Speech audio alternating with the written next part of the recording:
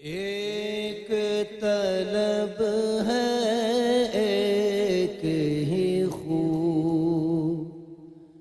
لا الہ الا ہو۔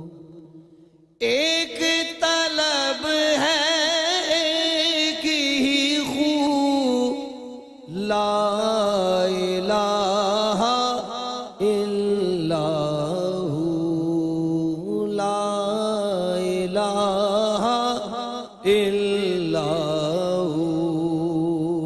اب تو ہے تو اور تو ہی تو، اب تو ہے تو اور تو ہی تو۔ محترم معزز مسلمان ماں اور بہنوں، حقوق العباد میں رشتہ داروں کے حقوق کو بڑی اہمیت حاصل ہے۔ گزرتے وقت کے ساتھ جو چیزیں اور دین کے جو امور ہم سے چھوٹتے چلے جا رہے ہیں، حالانکہ ان کی حیثیت دین میں اساسی تھی، حالانکہ ان کی اہمیت دین میں بنیادی تھی، مرکزی تھی، اور ہمارے دین نے اور ہماری شریعت نے، ہمارے اسلام نے جن باتوں کو، جن احکامات کو ہمارے لیے لازمی قرار دیا تھا اور ضروری قرار دیا تھا، وہ آہستہ آہستہ ہم سے عمل کے میدان میں رخصت ہو رہے ہیں، اور یہ ایک طرح کا زوال ہے، دینی زوال ہے، اسلام کے ساتھ لا تعلقی کی یہ علامتیں اور نشانیاں ہیں۔ اور ہمارے پیارے نبی صلی اللہ علیہ وسلم نے اس بات پر اپنی امت کے لیے گہری تشویش کا اظہار فرمایا، اور یہ قیامت کی علامات میں سے ہے۔ حضور نبی اکرم صلی اللہ علیہ وسلم کا ارشاد گرامی ہے کہ جب قیامت کا وقت قریب ہوگا تو لوگ اپنے رشتہ داروں کے ساتھ لا تعلقی اختیار کریں گے اور اجنبیوں کے ساتھ اپنی رفاقتیں قائم کریں گے۔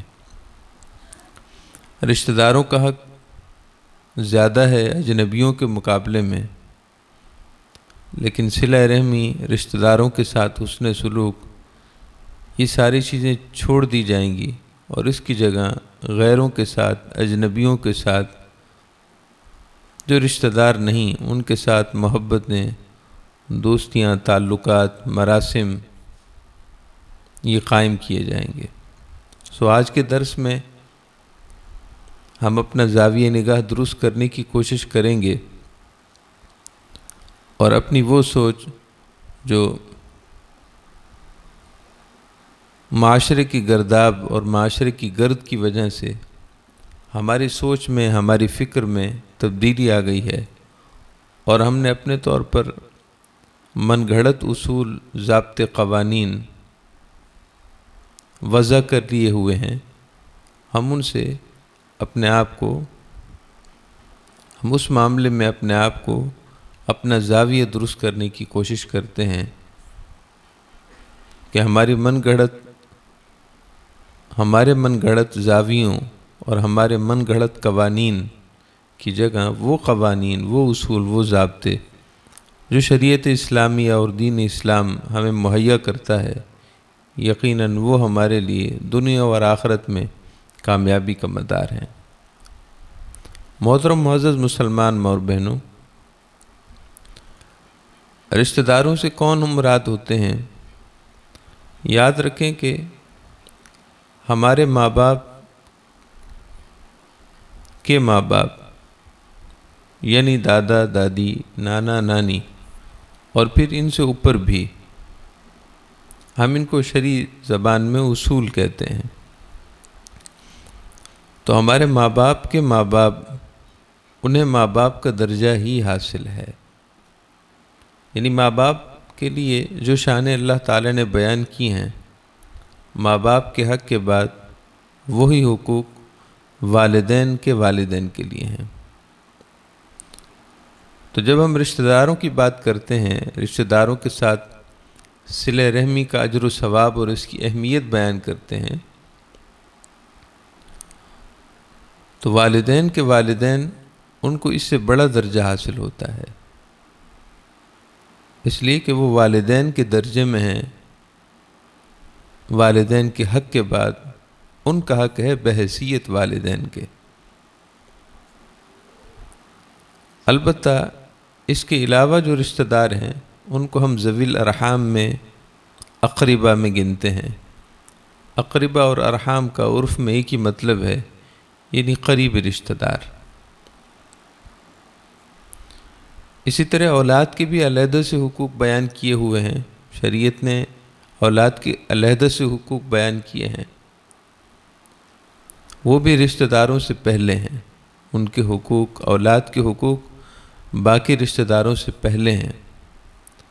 ایسے ہی اولاد کی اولاد کو وہی درجہ حاصل ہے جو کہ اولاد کو حاصل ہے، مگر اولاد کے بعد۔ اس بات کا خلاصہ آپ دوبارہ سمجھیے کہ رشتہ دار یعنی بہن بھائی، ان کی اولادیں،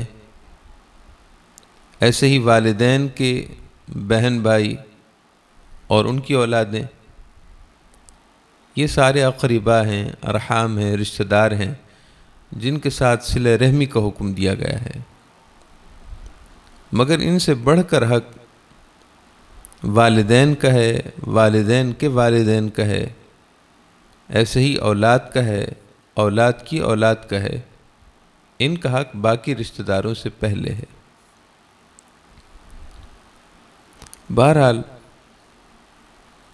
رشتہ داروں کے حقوق نبی اکرم صلی اللہ علیہ وسلم نے ارشاد فرمائے، اور رشتہ داروں میں سگے بہن بھائی اور ان کی اولادیں، پھر والدین کے بہن بھائی یعنی والد کے بہن بھائی، چچا اور پھوپھی اور ان کی اولادیں، ایسے ہی والدہ کے بہن بھائی یعنی ماموں اور ان کی اولادیں، ایسے ہی خالہ اور ان کی اولادیں۔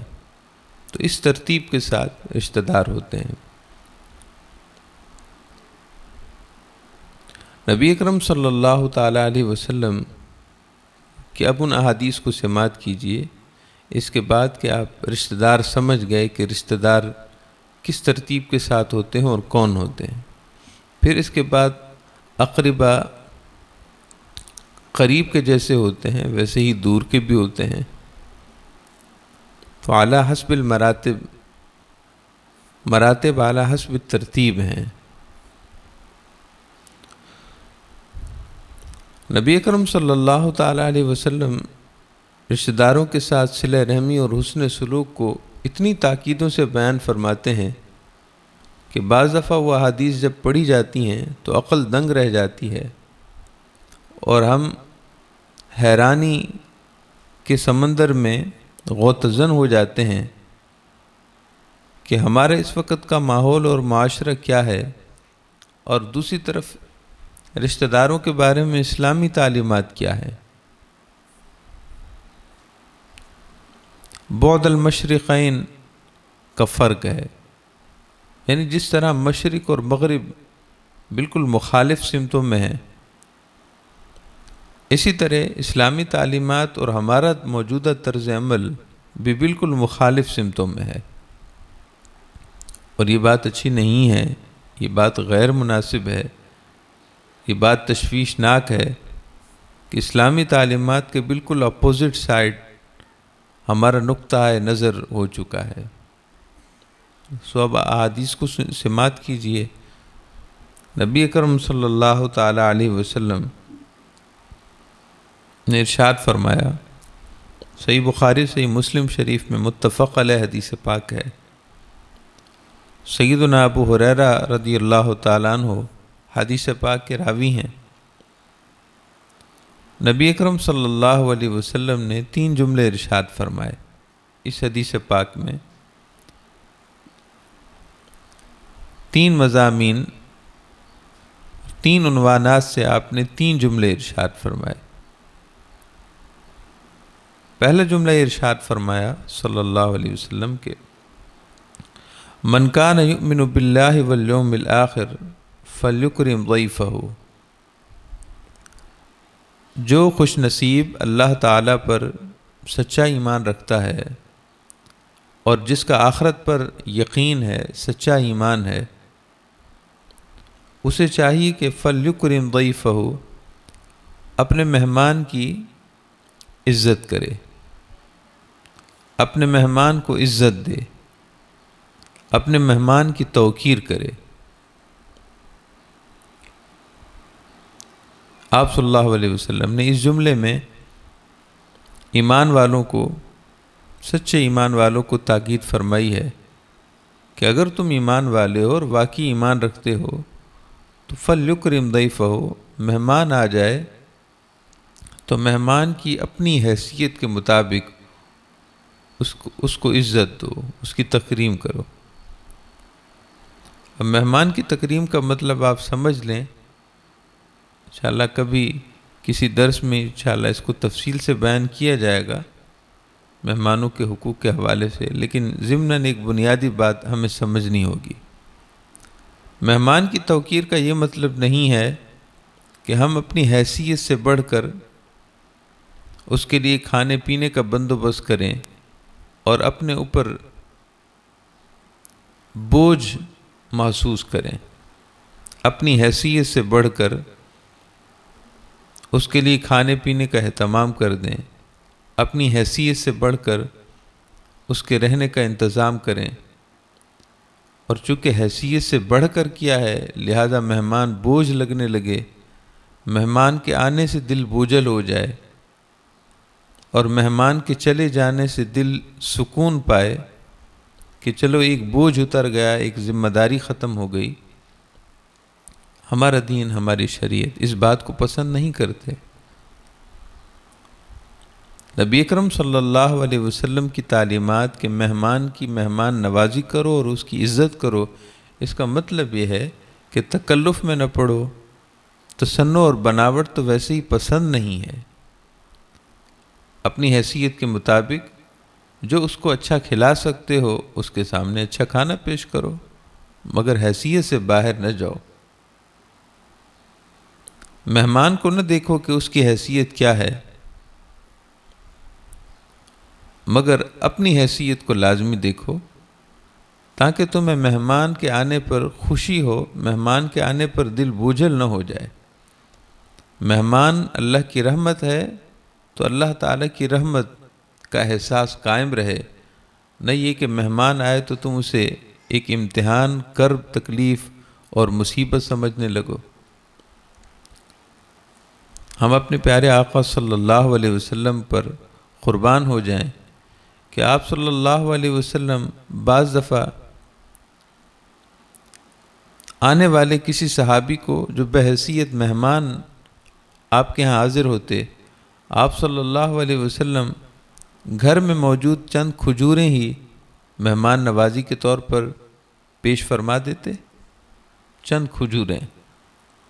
ایک صحابی کہتے ہیں کہ آپ صلی اللہ علیہ وسلم کہ ہاں میں مہمان ہوا کہ آپ خود میرا ہاتھ پکڑ کر مجھے اپنے گھر لے گئے، اور آپ صلی اللہ علیہ وسلم نے گھر میں ارشاد فرمائے کہ اپنی ازواج مطہرات سے کہ کچھ کھانے کو ہو تو دیا جائے۔ تو جو کی روٹی تھی اور ساتھ میں سرکہ تھا۔ آپ صلی اللہ علیہ وسلم نے وہی سادہ سی غذا میرے سامنے رکھتے ہوئے ارشاد فرمائے کہ سرکہ بہترین سالن ہے، سرکہ بہترین سالن ہے، ارشاد فرمائے کہ کھائیے۔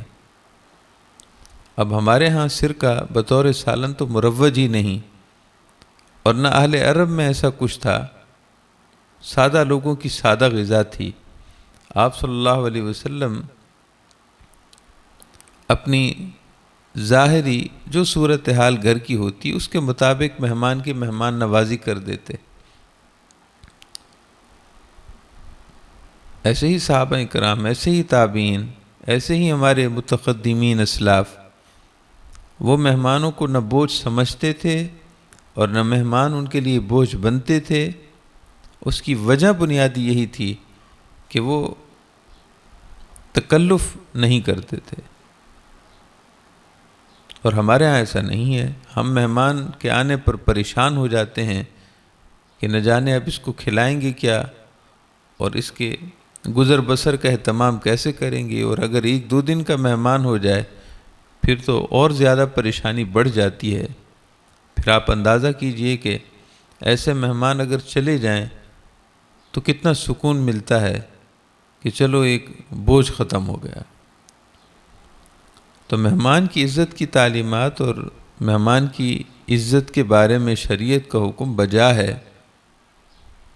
ہم غلطی پر ہیں کہ ہمارا طور طریقہ درست نہیں۔ پھر یوں ہی تبادلے میں ماحول جب ایک طرف سے بگڑتا ہے تو دوسری طرف سے بگاڑ اور فساد تو لازمی ہے۔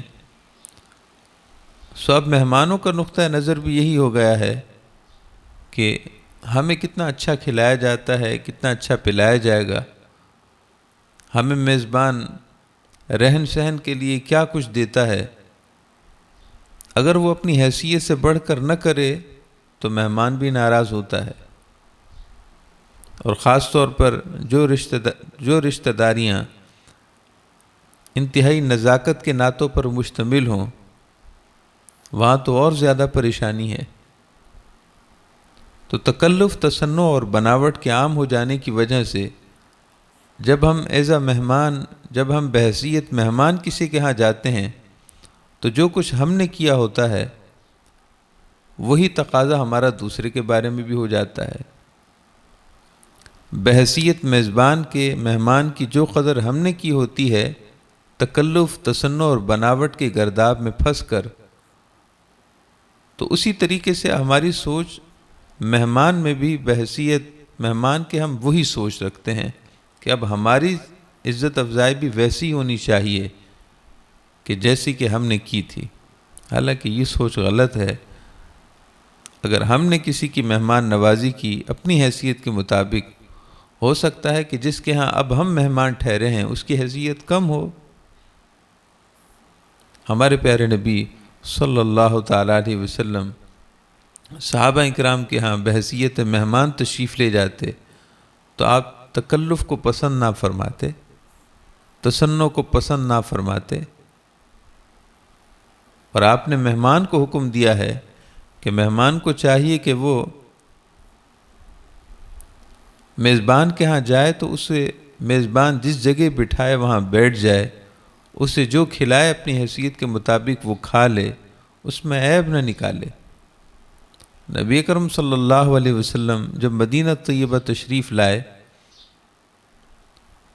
اور ابھی تک آپ کے رہنے کے لیے آپ کا حجر مقدس تعمیر نہیں ہوا تھا، تو ان چند مہینوں آپ سیدنا ابو ایوب انصاری رضی اللہ تعالی عنہ کے گھر مہمان ٹھہرے، اور آپ کی مہمان نوازی کی سعادت، آپ کی مہمان نوازی کا شرف حضرت ابو ایوب انصاری اور ان کی اہلیہ حضرت ام ایوب انصاریہ رضی اللہ تعالی عنہ کے حصے میں آئی۔ تو نبی اکرم صلی اللہ علیہ وسلم کی بارگاہ میں جب کھانا بھیجا جایا کرتا تھا تو آپ صلی اللہ علیہ وسلم کی جتنی طبع مبارک ہوتی، جتنی طبیعت ہوتی، آپ اس میں سے تناول فرما لیتے، اور اگر طبیعت کا تقاضا نہ ہوتا تو آپ کھانے کو چھوڑ دیتے، لیکن کبھی آپ نے عیب نہ نکالا، کبھی آپ نے اس میں یہ ارشاد نہ فرمایا کہ یہ ہمیں پسند نہیں۔ ایک بار نبی اکرم صلی اللہ علیہ وسلم کی خدمت میں کھانا پیش کیا گیا، اور جب واپس وہ تھال حضرت ابو ایوب انصاری اور ان کی اہلیہ کے ہاں پہنچا تو وہ تھال کے منتظر تھے، اس برتن کے منتظر تھے کہ جس میں حضور کو کھانا بھیجا گیا، کیونکہ آپ صلی اللہ علیہ وسلم جب تناول فرما لیتے تو جہاں جہاں آپ صلی اللہ علیہ وسلم کی انگشتان مبارکہ، آپ کی مبارک انگلیوں کے نشان ہوتے، یہ دونوں حضرت ابو ایوب انصاری اور حضرت ام ایوب انصاری رضی اللہ تعالیٰ عنہ برکت کے لیے، حصول برکت کے لیے ان جگہوں سے کھانا کھاتے تھے تاکہ حضور کی نسبت سے برکت ملے۔ لیکن اس دن ایسا ہوا کہ آپ صلی اللہ علیہ وسلم نے کھانا تناول ہی نہیں فرمایا، جیسا کھانا بھیجا گیا ویسا واپسی آ گیا۔ تو یہ دونوں حضور کی خدمت میں حاضر ہوئے، چونکہ یہ نیچے رہتے تھے اور جو اوپر والا مکان تھا اس کا جو بالائی حصہ تھا اس میں آپ صلی اللہ علیہ وسلم تشریف فرما تھے۔ پھر بعد میں حضور صلی اللہ علیہ وسلم نے حکم دیا کہ میرے پاس میرے صحابہ ملنے آتے ہیں تو ان کو اوپر آتے ہوئے مشکل ہوتی ہے، لہٰذا مجھے نیچے رہنے کو جگہ دی جائے اور آپ دونوں اوپر آ جائیں۔ تو بہرحال جب یہ دونوں حضرات پہنچے کہ آج آپ نے کھانا تناول نہیں فرمایا، تو آپ صلی اللہ علیہ وسلم نے اس وقت ارشاد فرمایا کہ کھانے میں لہسن استعمال کیا گیا تھا اور آپ کے لیے لہسن کھانا جائز ہے، مگر مجھ سے اللہ تعالیٰ کے فرشتے آ کر میری بارگاہ میں حاضر ہوتے ہیں، مجھ سے ہم کلام ہونے کا شرف پاتے ہیں، ان کو اس سے تکلیف ہوتی ہے، فرشتوں کو اس سے تکلیف ہوتی ہے، لہٰذا میں نہیں چاہتا کہ میں ایسی چیز کھانے میں استعمال کروں جس سے فرشتوں کو تکلیف ہو۔ تو بہرحال یہ ضمناً ایک بات میں نے آپ کی خدمت میں عرض کر دی کہ مہمانوں کی مہمان نوازی کسے کہتے ہیں؟ مہمان نوازی کا یہ مطلب نہیں ہے کہ اپنے اوپر برڈن اور بوجھ لے کر ہم مہمانوں کو اچھا کھلائیں، اچھا پلائیں اور بعد میں پریشان ہوں، ایسا نہیں ہے۔ اپنی حیثیت کے مطابق مہمانوں کی مہمان نوازی کیجیے، اور بالکل ایسے ہی جب آپ اور ہم کسی کے ہاں مہمان ٹھہریں تو انہیں بلا وجہ تکلیف تکلف میں نہ ڈالیں اور ان کو سختی سے یہ کہیں کہ جو کچھ سادہ کھانے کو ہے وہی دے دیا جائے اور اپنے اوپر بوجھ نہ لائیں۔ اب حیثیت یہ تھی کہ وہ 2 ڈشیں اور 2 کھانے مثلاً 2 چیزیں پیش کر سکتے تھے اور انہوں نے اس کی جگہ 6 بنا ڈالے کہ مہمان خوش ہوگا۔ تو ایسے مہمان کو چاہیے کہ وہ انہیں کہے کہ بس اپنی حیثیت انہیں کہے کہ سادہ کھانا ہو، سادہ طریقے سے ہو، نہ مجھے بوجھ سمجھیں اور نہ اپنے اوپر بوجھ لائیں۔ یہ جیسے بھی حکمت عملی ہو اس کے مطابق گفتگو کی جائے اور انہیں اس بات کا اصرار کیا جائے کہ تکلف میں نہ پڑیں۔ تو بہرحال اب دوبارہ ہم اس حدیث پاک کی طرف آتے ہیں۔ نبی اکرم صلی اللہ علیہ وسلم نے 3 جملے ارشاد فرمائے کہ من کان یؤمن باللہ والیوم الآخر فلیکرم ضیفہ، جو اللہ پر ایمان رکھتا ہے اور جو سعادت مند آخرت کے دن پر یقین رکھتا ہے اسے چاہیے فلیکرم ضیفہ، اپنے مہمان کی عزت کرے، اپنے مہمان کو عزت دے۔ پھر ارشاد فرمائے کہ من کان یؤمن باللہ والیوم الآخر فلیصل رحمہ، جو کوئی اللہ اور یوم آخرت پر ایمان رکھتا ہے اسے چاہیے کہ اپنے رشتہ داروں کے ساتھ صلہ رحمی کرے، اپنے رشتہ داروں کے ساتھ اچھا سلوک رکھے۔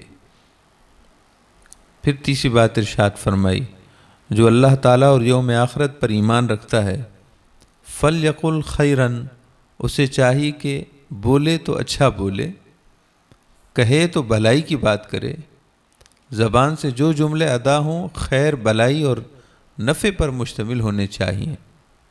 او لیصمت، اور اگر وہ ایسا نہیں کر سکتا تو پھر خاموش رہے، اپنی زبان سے کسی کو تکلیف اور اذیت نہ دے، زبان سے لاجانی اور فضول کلام نہ کہے، زبان سے بے سوچے بے سمجھے نتیجے پر نگاہ رکھے بغیر یوں ہی بولنا شروع نہ کر دے، کہ زیادہ بولنے سے اکثر غلطیاں ہو جاتی ہیں. بولے اچھا بولے کہ یہ خاموش رہنے سے بہتر ہے، لیکن فضول گوئی کرنے سے اور گناہ والی بات کرنے سے خاموشی بہتر ہے. ہمارے پیارے نبی صلی اللہ علیہ وسلم نے رشتہ داروں کے ساتھ حسن سلوک میں جو فضیلتیں ارشاد فرمائی ہیں وہ تقریباً 4 طرح کی ہیں، اور ایسی فضیلتیں ہیں، یعنی ایسا انعام ہے اور دنیا میں ایسی بہترین نعمتیں ہیں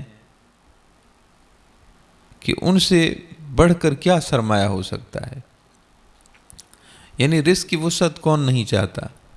ہم میں سے آج اس مہنگائی کے دور میں، اسباب اور وسائل کی کمی کے دور میں، ہر شخص چاہتا ہے کہ میرے رزق میں وسعت ہو،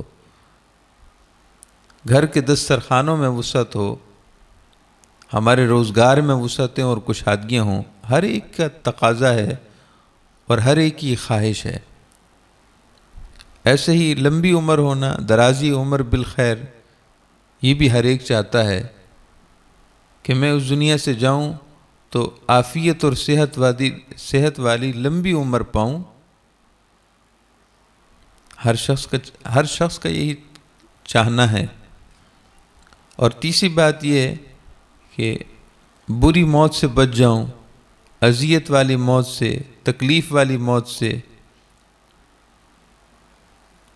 اور کرب اور تکلیف میں روح نکلے، میں اس موت سے بچ جاؤں.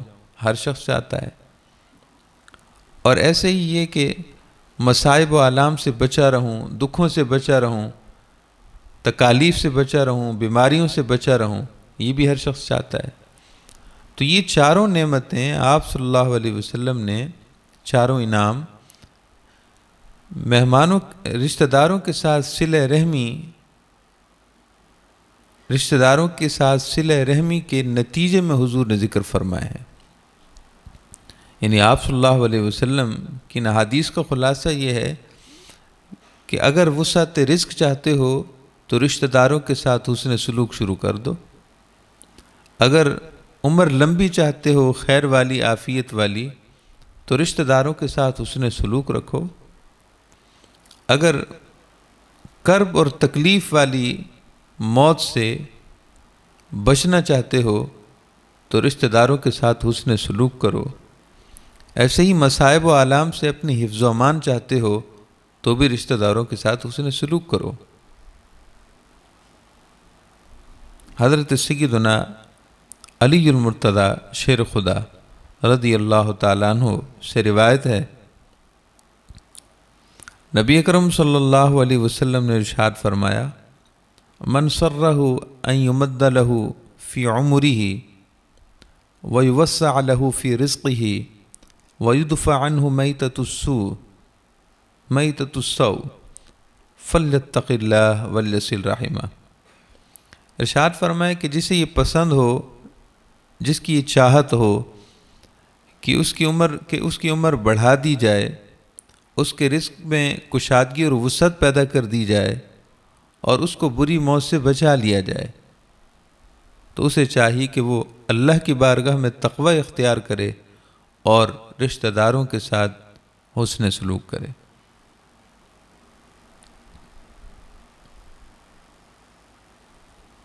حضرت ابو ایوب انصاری رضی اللہ تعالیٰ عنہ ارشاد فرماتے ہیں کہ ایک بار نبی اکرم صلی اللہ علیہ وسلم حالت سفر میں تھے اور اپنی مبارک اونٹنی پر سوار تھے. اتنے میں سامنے سے ایک اعرابی آئے. اعرابی انہیں کہتے ہیں جو دیہی علاقوں میں رہنے والے ہوں. ہم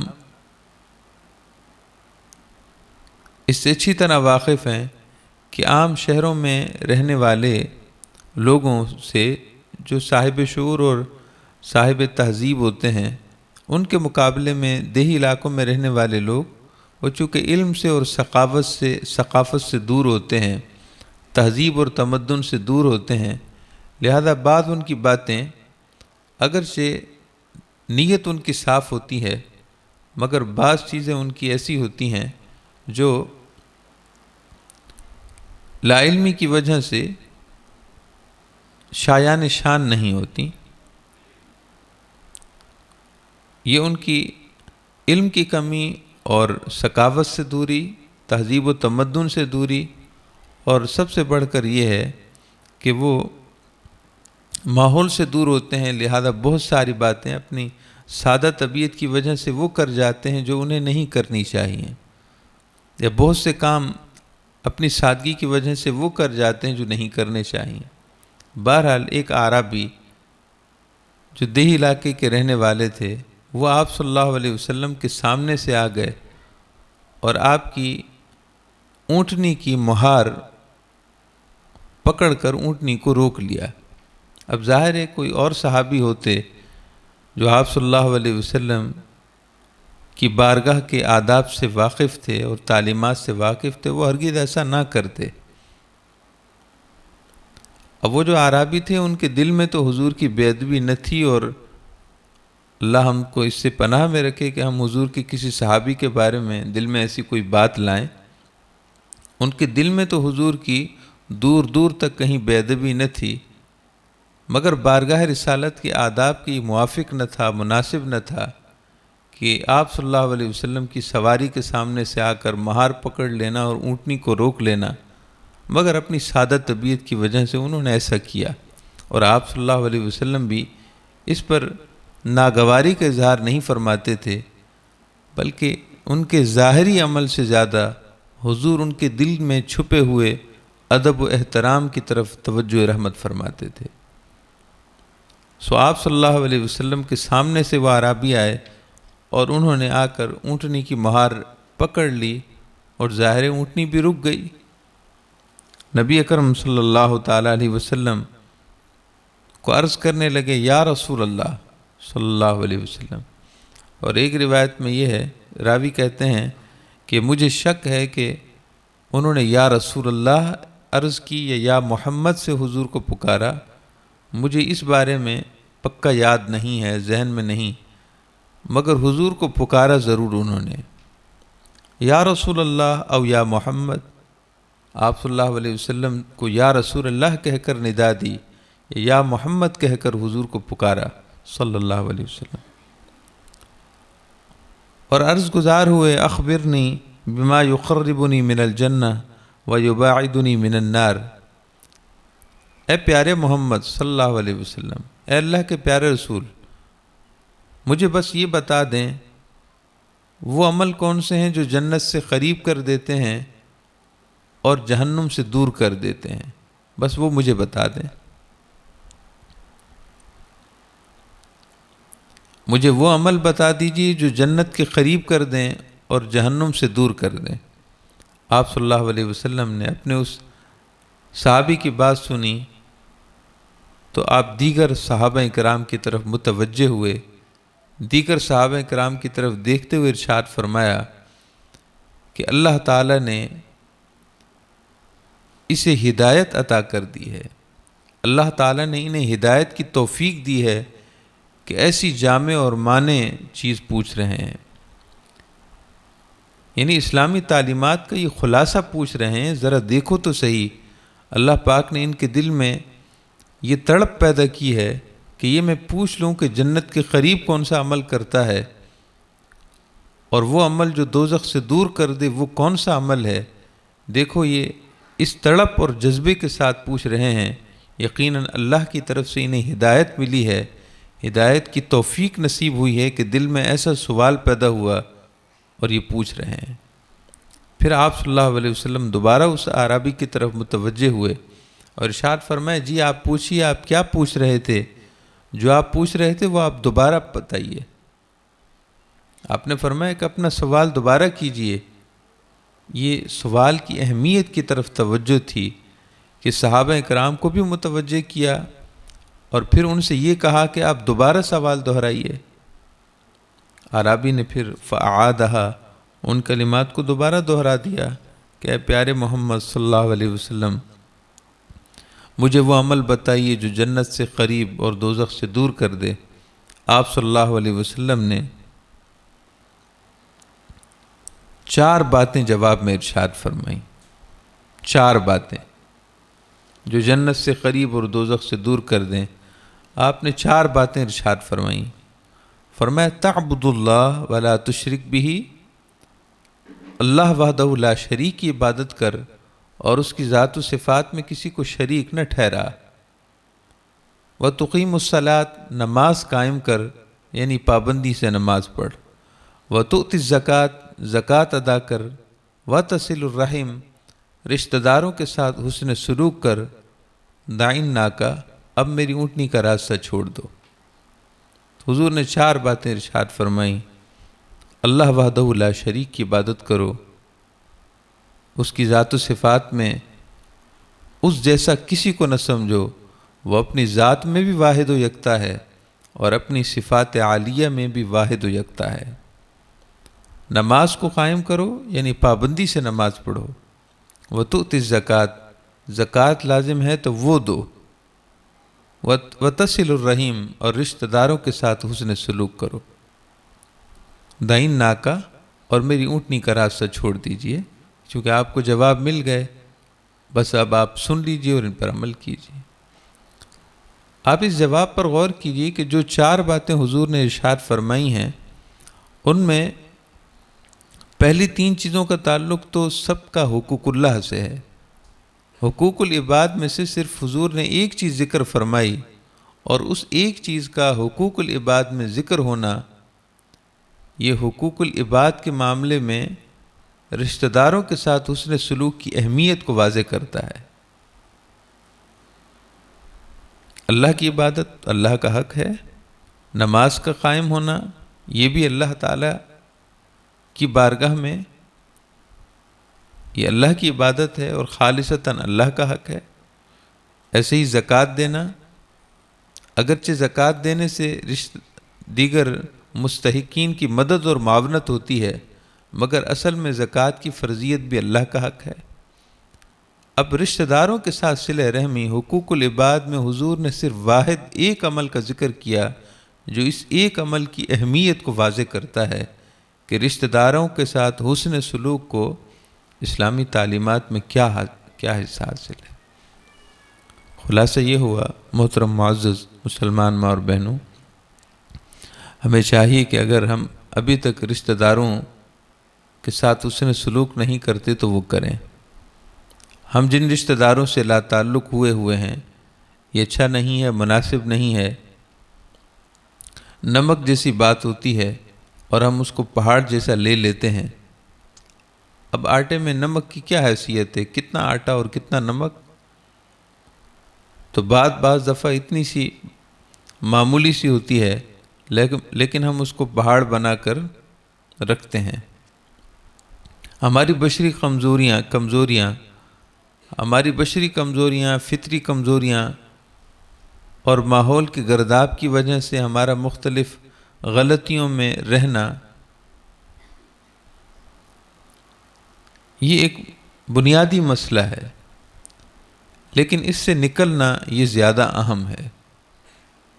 وہ خرابیاں جو ہم میں پائی جاتی ہیں، ان خرابیوں کو جان کر، جانچ کر، ان کو اپنی ذات سے دور کرنا، اصل جہاد تو یہ ہے۔ اپنی خواہش نفس جو شریعت کے خلاف ہمیں ابھارے، اس کے خلاف بات کرنا اور اس کے خلاف حق کا ساتھ دینا۔ اپنے اندر جو جنگ ہو رہی ہے، ایک طرف خواہش نفس کہے کہ ایسا نہیں کریں گے، اور شریعت کی تعلیمات یہ ہیں کہ ایسا تو کرنا پڑے گا۔ اب ہم کس کا ساتھ دیتے ہیں؟ شریر نفس کا ساتھ دیتے ہیں، یا پھر اللہ کے حکم پر عمل کرتے ہوئے اپنی روح کا ساتھ دیتے ہیں؟ یہ فیصلہ ہمیں کرنا ہے۔ لا تعلق، رشتہ داروں سے لا تعلقی، یہ نہایت ناپسند ہے، اور اس پر احادیث ہیں۔ اب اتنا وقت نہیں کہ ان احادیث کو بیان کیا جائے۔ رشتہ داروں کو عربی زبان میں ارحام کہتے ہیں، اور ان کے ساتھ اچھے سلوک کرنے کو رحم کہتے ہیں۔ صلہ رحم، حدیث پاک میں ہے کہ اللہ تعالیٰ کا نام ہے رحمان۔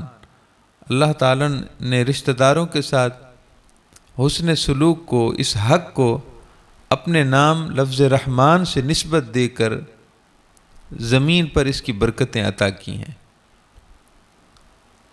یعنی جو رشتہ داروں کے ساتھ، ارحام کے ساتھ، رحم کے ساتھ اچھا سلوک کرتا ہے تو وہ دراصل اللہ تعالیٰ کی صفت رحمان کا فیض پاتا ہے۔ اللہ تعالیٰ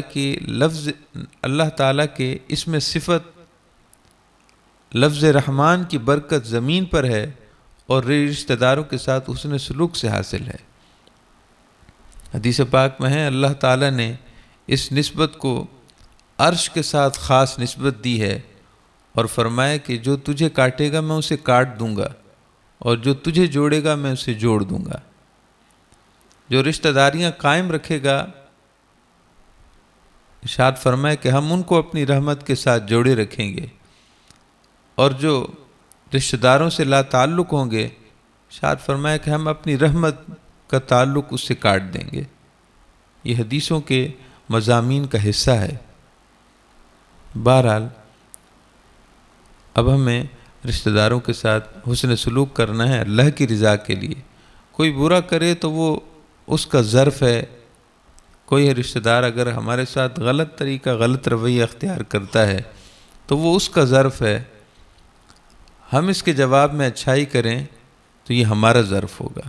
ظرف کی بات ہے۔ برائی کا جواب برائی سے دینے سے حضور نے منع کیا ہے۔ ارشاد فرمائے کہ تم اپنا کردار دیکھو کہ تم اپنے کردار میں کتنے اچھے ہو۔ اگر کوئی شخص اپنے گھر کو گندہ رکھے تو یہ اس کا فعل ہے۔ اگر تم اس کے مقابلے میں تم بھی اپنے گھر کو گندہ کرنا شروع کر دو تو یہ کہاں کی عقل مندی اور کہاں کی ہوش مندی ہے؟ عقل مندی تو یہ ہے کہ کوئی اپنا گھر اور ظرف قلب، اپنے کردار کا صحن اگر خراب کرتا ہے تو وہ جانے، اس کا کام جانے، اللہ تعالیٰ اسے ہدایت عطا کرے۔ لیکن تمہیں اپنا کردار، اپنا ظرف، اپنے کردار کا صحن خراب نہیں کرنا چاہیے کہ گھر تو تمہارا اپنا ہے۔ تو یوں ہی محترم معزز مسلمان مائیں بہنیں کہ ہمارا کردار اور ہماری زندگی یہ ہمارا گھر ہے۔ دوسرے کا کردار غلط دیکھ کر ہم اپنا کردار خراب کیوں کریں؟ نبی اکرم صلی اللہ علیہ وسلم کا ارشاد گرامی ہے کہ ایسے نہ کہو جاہلیت کے زمانے کی طرح کہ اگر کوئی ہمارے ساتھ برا کرے گا تو ہم اس کے ساتھ برا کریں گے، کوئی اچھا کرے گا تو ہم اچھا کریں گے۔ ایسا نہ کہو، ایسا کہو کہ جو اچھائی کرے گا اس کے ساتھ بھی اچھائی کریں گے، اور جو برائی کرے گا، برا کرے گا، ہم اس کے ساتھ بھی اچھا کریں گے۔ اللہ تعالیٰ سے دعا ہے اللہ تعالیٰ ہم سب کو اسلامی جملہ تعلیمات پر عمل کرنے کا جذبہ نصیب فرمائے۔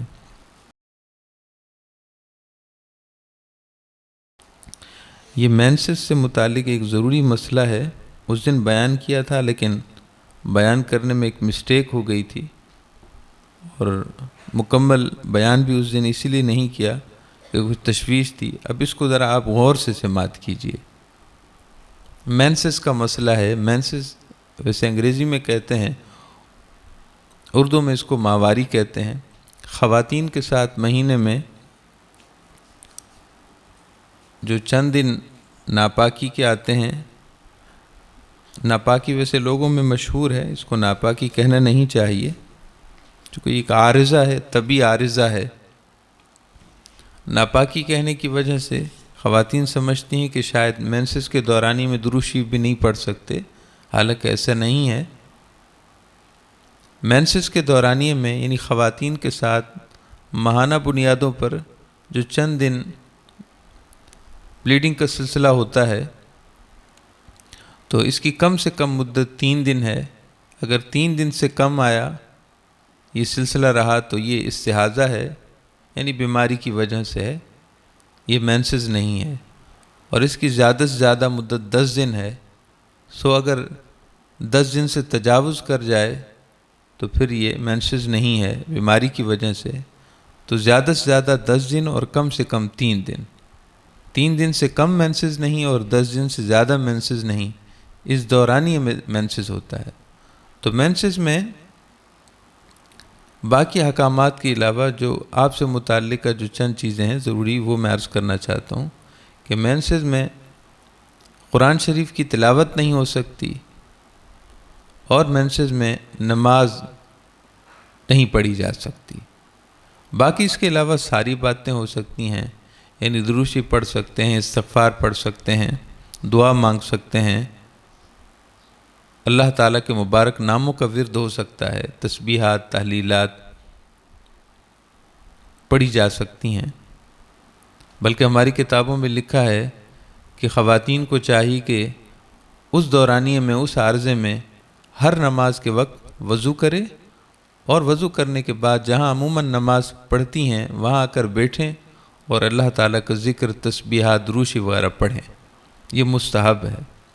تو بہرحال یہ لفظ پاکی اور ناپاکی سے میں نے آپ کی خدمت میں عرض کیا. اصل مسئلہ کچھ اور بیان کرنا ہے. وہ یہ ہے کہ اگر کسی خاتون نے روزہ رکھا ہے، وہ مینسز کے عارضے میں نہیں تھیں، انہوں نے روزہ رکھا ہے اور روزے کی حالت میں دن کے کسی بھی وقت ان کو یہ عارضہ شروع ہو گیا، خواہ وہ روزہ رکھنے کے فوراً بعد ہوا یا آدھا دن گزر گیا تھا اور اس وقت ہوا، یا روزہ مکمل ہونے والا تھا اور عصر کے آس پاس انہیں یہ عارضہ لاحق ہوا. پہلے روزے سے تھیں اور پھر درمیان میں یہ عارضہ لاحق ہو گیا. تو شرعی حکم یہ ہے کہ ان کا یہ روزہ تو نہیں ہوا، چونکہ عارضے میں روزے مینسز میں روزہ نہیں ہو سکتا.